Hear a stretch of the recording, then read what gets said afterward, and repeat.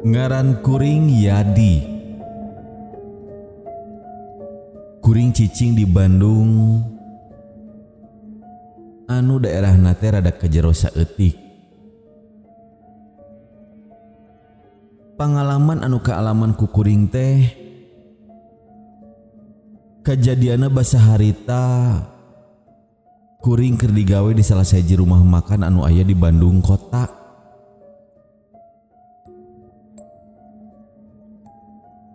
Jam asup kuring digawe teh full.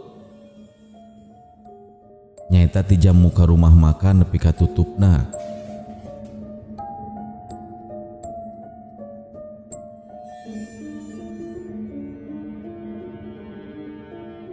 Bukana teh jam 2 beurang. Nepi ka tutupna aya kana jam 10 peuting. Dina paling lilana oge jam 11 peuting. Kuring karek saminggu gawe di eta tempat. Nya kaitung nama masih keneh training.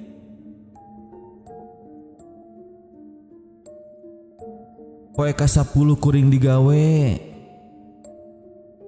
Nyaeta poe Kemis malam Jumaah. Di Bandung keur hujan badag ti jam 3 sore. Sabab keur hujan rumah makan teh anu biasana rame jadi sepi. Nepi ka jam 8 peuting geus eueuh sasaha deui. Cek babaturan kuring anu geus lila gawe di eta tempat ngomong. Biasana lamun geus sepi kieu mah nepi ka peuting oge sok sepi. Jadi pagawe anu lain teh nya mutuskeun rek istirahat heula di tukang.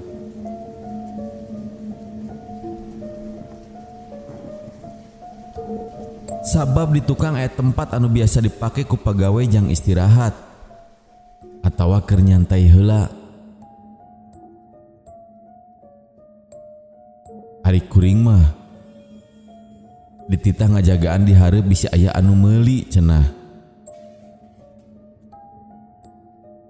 Sanggeus pagawe nu lain arindit ka tukang, kuring ngan sorangan diuk di hareupeun meja kasir. Bari nungguan bisi aya anu meuli. Kira-kira aya kana satengah jam. Ujug-ujug aya awewe make baju hideung panjang. Rokna kira-kira handapeun tuur saeutik. Asup ka jero rumah makan.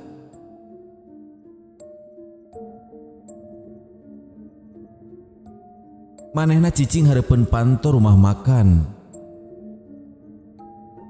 Bajuna sagala hideung.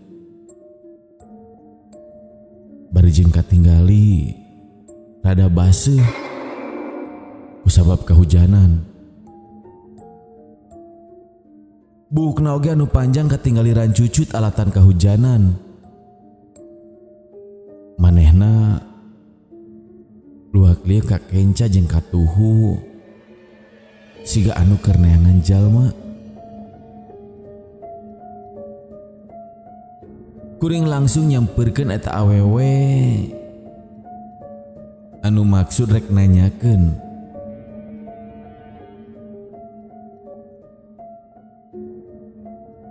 Manehna seuri ka kuring bari ngomong yen manehna teh lapar hayang dahar. Nya kuring nitah ka manehna diuk. Tuluy manehna leumpang ka meja anu rek dijadikeun tempat manehna jang dahar.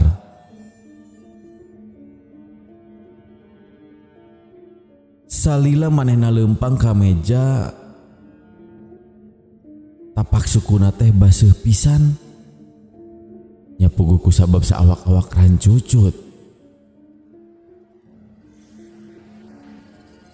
Kusabab karunya kuring nawaran ka manehna rek make anduk jang ngagaringkeun awakna. Manehna ngajawab, teu kudu cenah.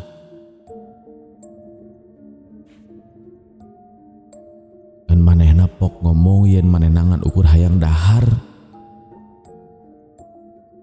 Kuring mikeun menu ka manehna.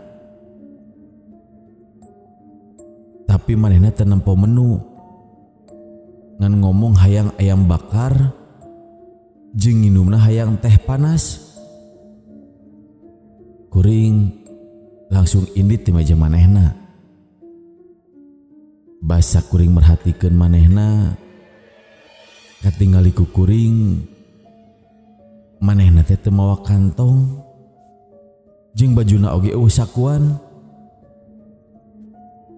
Kuring jadi rada mikir, di mana manehna nyimpen duit. Anas geus dipangnyeunkeun, ari pek teh manehna teh bisa mayar. Cek pamikir kuring, boa nu gelo kitu. Jadi pikiran deui ku kuring. Kuring langsung muru ka tukang ka babaturan kuring nu sejen. Anu maksud rek ngabejaan yen aya pesenan. Babaturan kuring nu sejen langsung cengkat. Bari ka bagianna masing-masing. Tapi sacan eta kuring ngomong yen anu rek meulina teh rada aneh. Jeung kuring ngomong sieun manehna teh teu bisa mayar.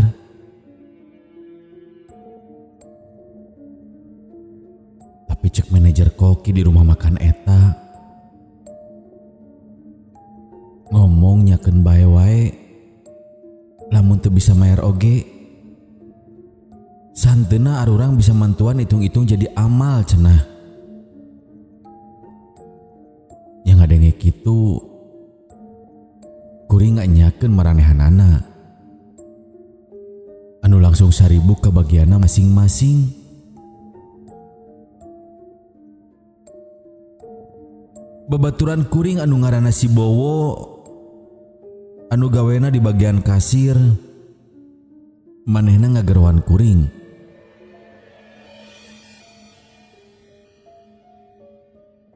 Nanyakeun mana anu rek meulina cek si Bowo. Basa ku kuring ditinggali.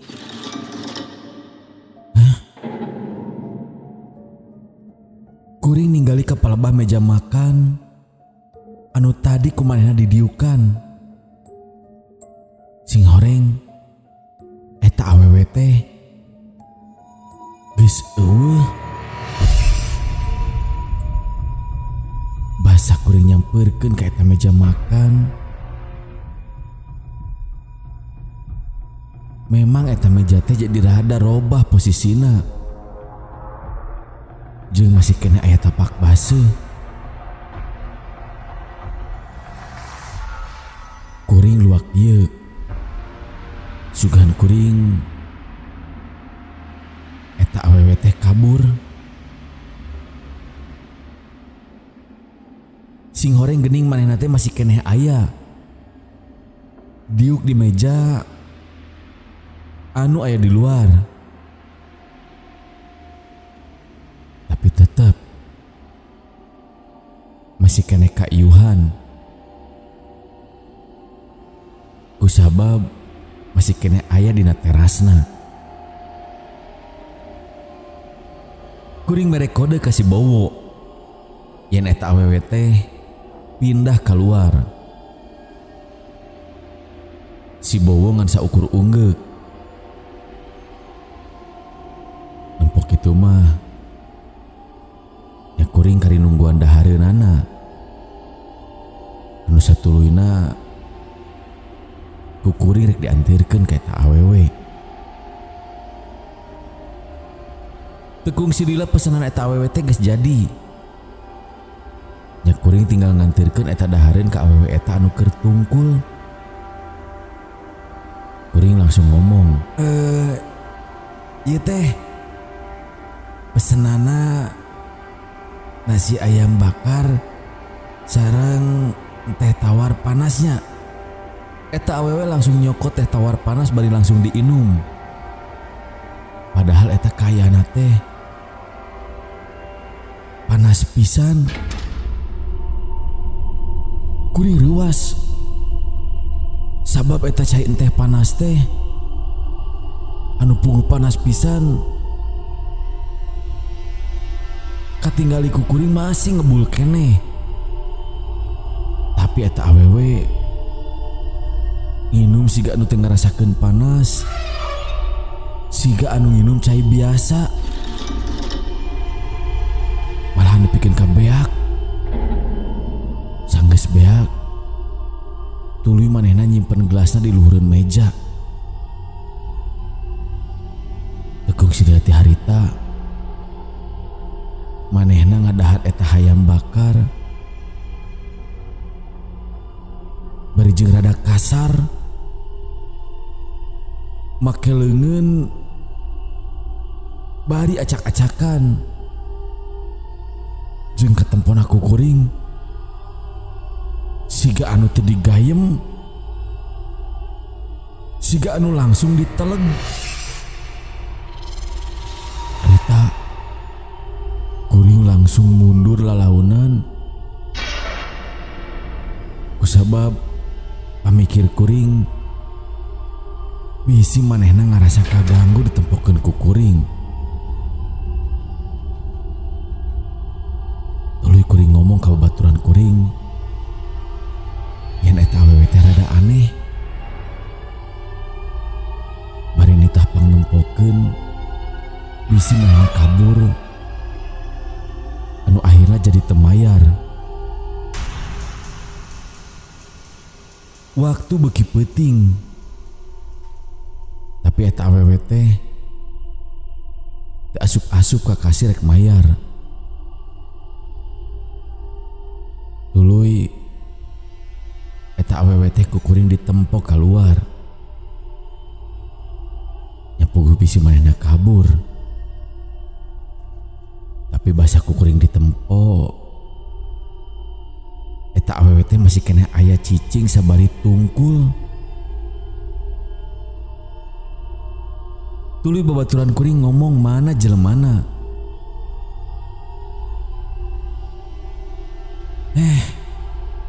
Jelas-jelas kuring nempo eta awewe teh keur diuk. Tapi babaturan kuring ngomong yen manehna teh teu ninggali sasaha. Kuring nuduhkeun yen eta awewe teh keur diuk di dinya. Piraku babaturan kuring nepikeun ka nempo. Tapi babaturan kuring ngan saukur gideg bari ngomong ngan ninggali gelas jeung piring anu enggeus kosong. Kuring ruas sabab basa babaturan kuring ngomong kitu eta awewe teh masih keneh aya jeung masih keneh diuk di dinya. Tuluy babaturan kuring ngomong sangkan ngaikhlaskeun wae lamun nepikeun ka eta jelema teh teu mayar. Kuring di dinya jadi bingung. Sapa puguh-puguh eta awewe teh masih keneh aya di dinya. Tuluy babaturan kuring asup deui ka jero, ninggalkeun kuring di luar anu masih keneh dina kaayaan bingung.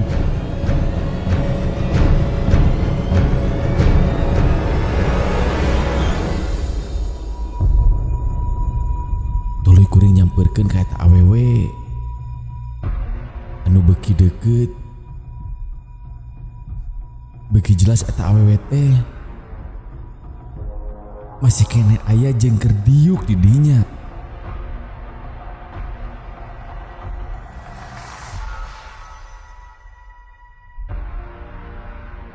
Manehna ningali ka kuring.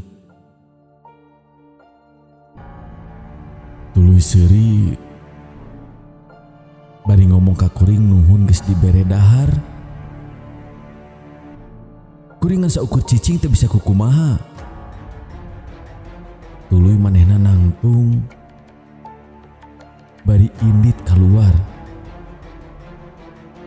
Kira-kira aya 5 lengkah dipantok keluar. Manehna malikeun awakna melong ka kuring bari seuri. Tuluy awakna beuki lila, beuki manjangan. Anu matak manehna katinggali jadi beuki jangkung.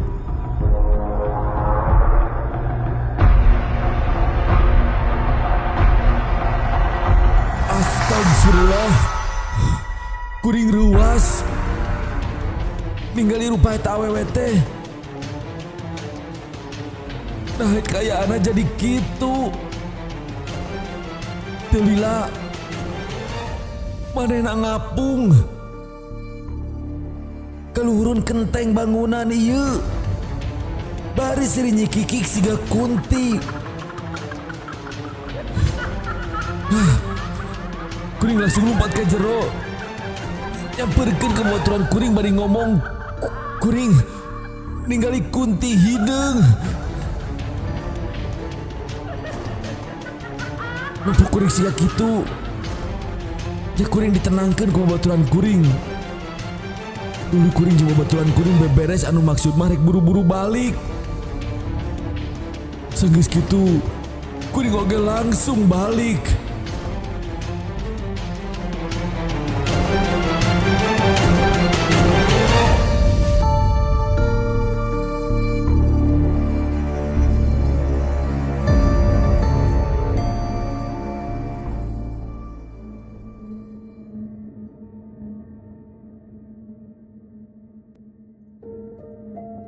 Isukna basa kuring asup gawe. Kuring papanggih jeung senior kuring anu lain. Manehna ngomong ka kuring soal kejadian anu kamari.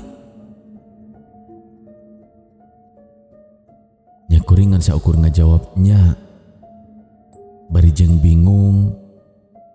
Nah manehanana bet bisa apal. Tuluy manehna ngomong, awewe anu make baju hideung oge manehna menta dahar. Kuring nyakeun. Tuluy senior kuring ngomong yen manehna oge pernah ngalaman. Bari jeung ngomong eta awewe teh lain jelema. Manehna osok datang lamun keur malam Jumaah kaayaan hujan badag. Tuluy lamun rumah makan keur kaayaan sepi. Cenah lamun engke mah kajadian deui sarupaning kitu.